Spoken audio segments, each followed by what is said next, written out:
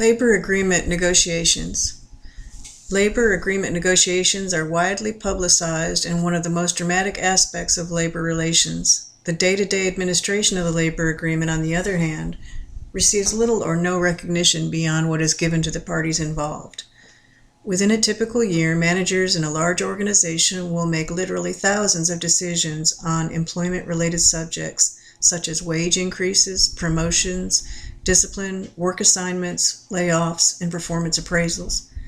In organizations that utilize collective bargaining agreements that have been negotiated and agreed to by management and the union, rules, policies, and procedures contained in the agreement will guide the managers in their decision. Grievances.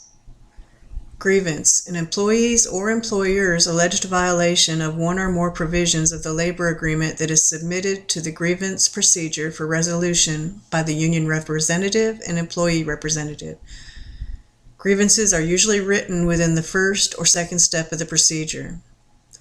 Written grievances tend to reduce emotions present in many employee concerns. Verbal confrontation of an emotional issue can produce exaggerated accusations that may irreparably harm the relationship between the parties. Consequently, writing the grievance may be necessary for its rational discussion.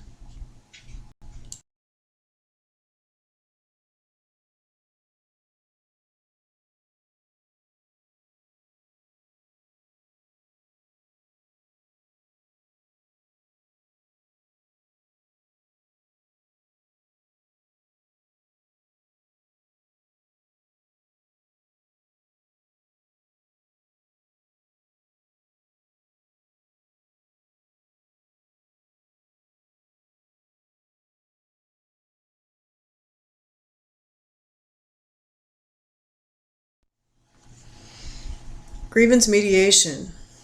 Grievance mediation is a formal step in the grievance procedure used before arbitration. It is designed to resolve conflicts without the use of arbitration. Grievance mediation has several advantages over arbitration in the resolution of grievances within a company, both union and non-union. Mediation is less costly than more informal arbitration. It is typically faster as well. The parties learn to develop communication skills and may be carried over to attempts to resolve future grievances. Some residual effects of mediation are improved relationship between union and the company, including a better understanding of the needs and concerns on the other side. This creates an atmosphere of mutual problem solving and cooperation.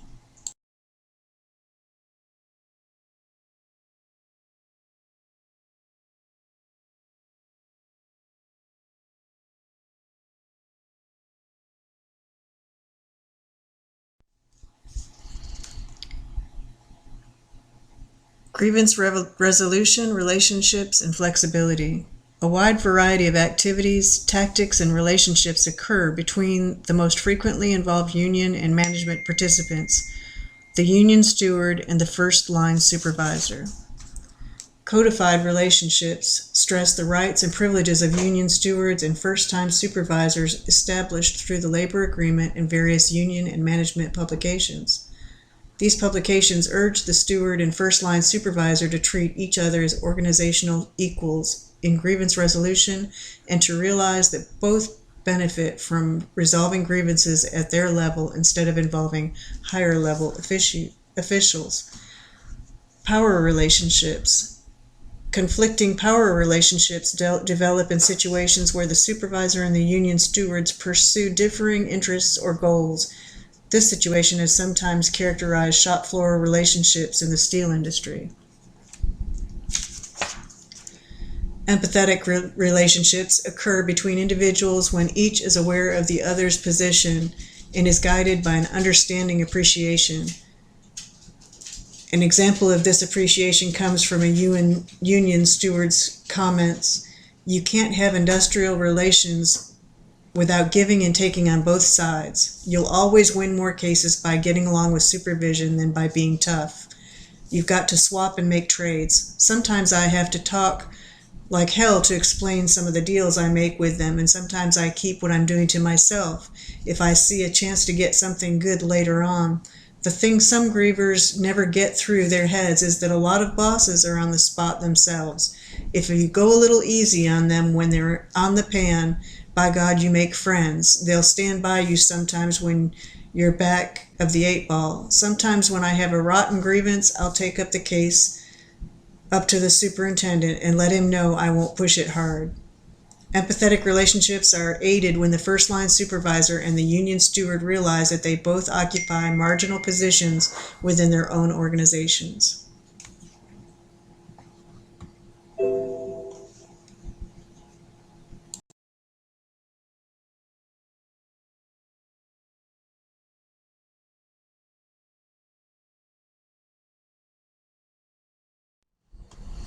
In summary, a grievance is defined as an employee's concern over a perceived violation of the labor agreement that is submitted to the grievance procedure for resolution. Regardless for the reasons for the grievance, management has a responsibility and must process them through the grievance procedure specified in the labor agreement.